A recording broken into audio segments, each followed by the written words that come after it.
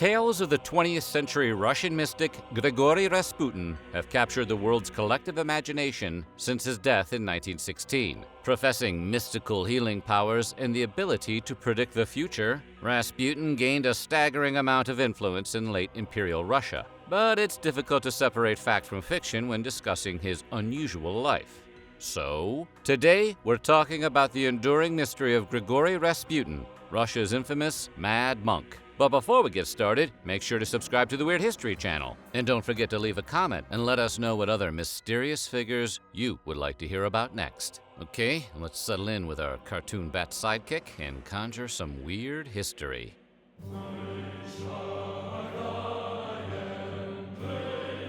Born Grigori Yefimovich Naivik, Rasputin's early life is a bit of a mystery. Religion captured his interest, and he briefly studied to become a monk. After a short stint at the Verkhovnoye monastery, he abandoned this pursuit to wander. This became something of a pattern for him, like a 9-year-old who keeps switching sports. Just pick a hobby, Grigori. He found himself in the city of Abalek, where he met his wife, Praskovya Fyodorovna, at age 19. The family life didn't hold Rasputin's attention for long, and he left to make a holy pilgrimage in 1897. In other words, he went out for a pack of cigarettes at the end of the 19th century and never came back. Rasputin trekked from the small Siberian village of Pokrovsk to Greece and the Middle East. He gained a reputation as a holy man in the Russian city of Kazan. Although he had no ties to a church, his charisma and reputation as a mystic helped him build a following. According to the Encyclopedia Britannica, he met the monks of the Huisti order while visiting the Verkhovnoye monastery. Rumors about their activities were genuinely strange, including supposed orgies and self-flagellation. Although he chose not to join their order, he adopted a version of the beliefs of the Huisti monks that held one was nearest God when feeling holy passionlessness. Rasputin interpreted this to mean that true holiness could only be obtained through wild debauchery. If you have to interpret your path to true holiness, wild debauchery is not a bad way to go. His behavior and attitudes even earned him his surname. Rasputin roughly translates to debauched one. Eventually, his wanderings brought him to St. Petersburg, where he made a name for himself as a self-styled mystic with magnificent healing powers.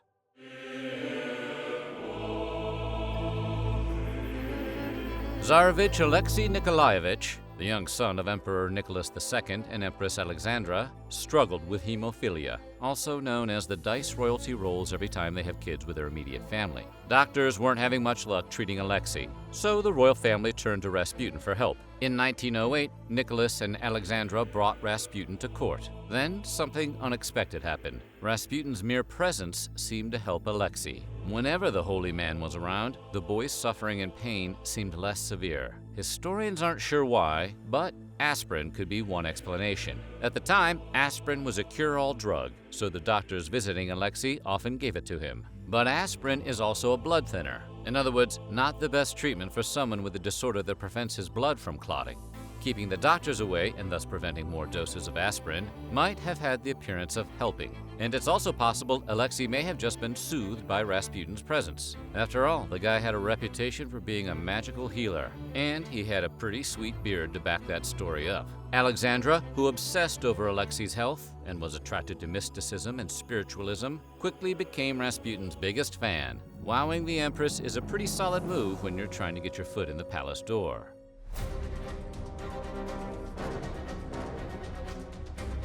Unfortunately, Alexandra wasn't exactly popular with the Russian people, who distrusted her German heritage and didn't approve of her closeness to Rasputin. Rumors of an affair between the Empress and the mystical madman began swirling. Whether or not they were actually knocking the old-timey boots is unknown, although historians like Douglas Smith have concluded the rumors were false. Even so, Rasputin was shockingly popular with the ladies. I'm telling you, it's the beard. He amassed a large female following early on, like an entire K-pop band trapped in Dumbledore's body. He used his Lothario persona to his advantage, seizing the opportunity to promote himself and add to his own mystique. Many women found themselves attracted to his unkempt appearance, finding it authentic. It's kind of like that guy who shows up at your house party, wearing homemade clothes and in one hand a six-pack of kombucha and the other an acoustic guitar. He's just so real. Yeah, a real jerk. Rasputin also spent considerable time visiting brothels and had many admirers. Historian Abraham Asher even notes, some men actually felt honored to be cuckolded by the lascivious monk.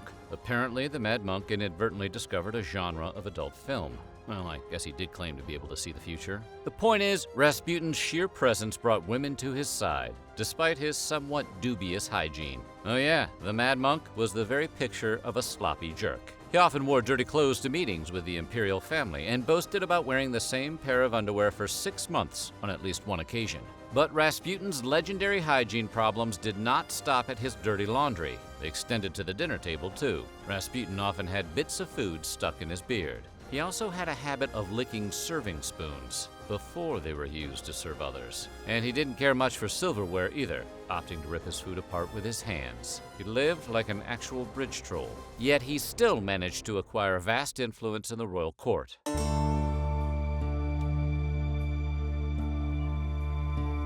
Mystical powers or not, Rasputin's work with Alexei Romanov put him in a powerful position in the Russian royal court. Nicholas and Alexandra loved Rasputin and dismissed any allegations about his strange behavior. Ingratiating himself to the two grateful parents led to the mystic gaining some political influence. Prince Felix Yusupov, more on him in a moment, claimed in his memoirs that Rasputin used his influence to take control of Russia's military. Propaganda posters from the time depicted Rasputin as a nefarious puppet master controlling Nicholas and Alexandra. Consequently, critics blamed Rasputin for Russia's ruinous involvement in World War I, regardless of how much he may have actually been involved in the decision-making.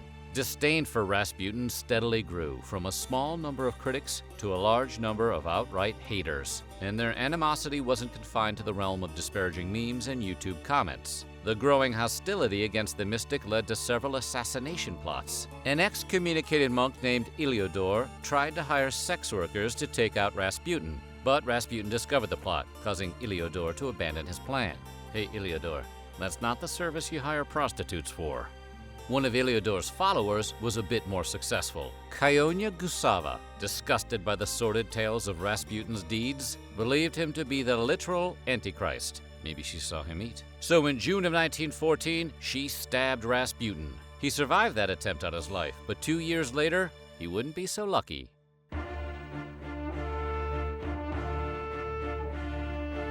On the night of December 29, 1916, a group of noblemen, including Grand Duke Dmitry Pavlovich and Prince Felix Yusupov, hatched a plot to bring down Rasputin.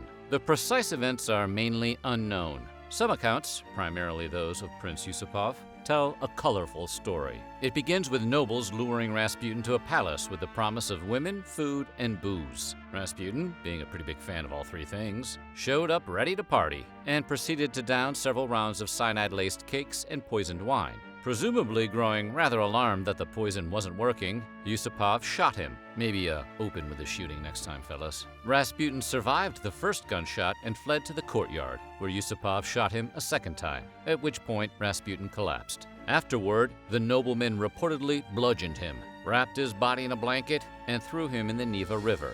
Things got even weirder from there. Rasputin was initially buried at Tsarsky Selo, but on March 11, 1917, Rasputin's body was dug up and burned. According to one account, once it became engulfed in flames, the body sat up as if Rasputin were rising one last time. The most infamous rumor following his death is that assassins cut off his member thing. Over the years, several people have claimed to have possession of it, but the truth is, Rasputin's official autopsy report showed his body to be intact upon his death. In fact, the autopsy pretty much deflates the entire story of Rasputin's demise. For instance, Yusupov claimed Rasputin was still alive when he was thrown in the river, but there were no signs of water in his lungs, meaning he had most likely already expired. The autopsy also didn't show any poison in his system, concluding that Rasputin had died from a bullet wound to the head.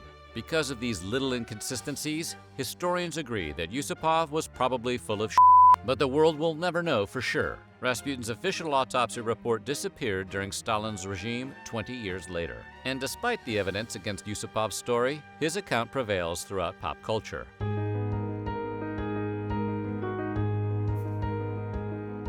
Healing wasn't the only trick Rasputin had up his sleeve. He also claimed to be able to predict the future. In 1912, he wrote a book detailing some of his prophecies, called Pious Reflections. A few of his predictions did not come to pass, like his prediction the world would end in August of 2013. That's the same month and year Ashton Kutcher's Steve Jobs movie was released, so we'll give him partial credit. However, some of his other prophecies did have some legs, including his firm belief that the Romanovs would be killed in a revolution. In a letter from late 1916, he wrote to Nicholas, "I feel that I should leave before January 1st. If it was your relations who had wrought my death, then no one in the family. That is to say, none of your children or relations will remain alive for more than 2 years. They will be killed by the Russian people." Rasputin felt so strongly about this hunch, he also mentioned it in his book of prophecies. And in July 1918, Nicholas, Alexandra, and their 5 beloved children were killed by a group of Bolsheviks in a small basement during the Russian Revolution. Not gonna lie,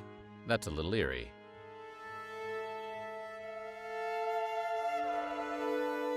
The silver screen has been fascinated with Rasputin for a long time. He appears as an evil sorcerer in Anastasia and as a member of a secret evil organization in the 2021 film The Kingsman. But the strangest intersection of cinema and the Mad Monk comes at the end of every movie's credits. You know that disclaimer you see at the end of the movies that reads, "This is a work of fiction. Any similarity to actual persons, living or dead, or actual events is purely coincidental?" According to a 2016 Slate feature, the 1937 film Rasputin and the Empress is the reason for that disclaimer's existence. A fictional character from the film was based on Prince Yusupov's wife, Irina. Irina figured it out and sued the filmmakers for libel. Incidentally, Yusupov himself appeared in the 1967 film I Killed Rasputin. That's a pretty straightforward title. Did Rasputin truly have mystical healing abilities and the power to see the future? Or was he simply a charismatic grifter with a carefully constructed image? While science and magicians have concluded that magic isn't real, it's hard to say exactly what Rasputin's deal was. So much of his life and legacy has been obscured, embellished, or outright lost. But his story is compelling, and the enduring mystery of Rasputin will undoubtedly live in our collective minds for a long time to come. So what do you think? Did Rasputin really have mystical powers, or was he just a con man? Let us know in the comments below, and while you're at it, check out these other videos from our weird history.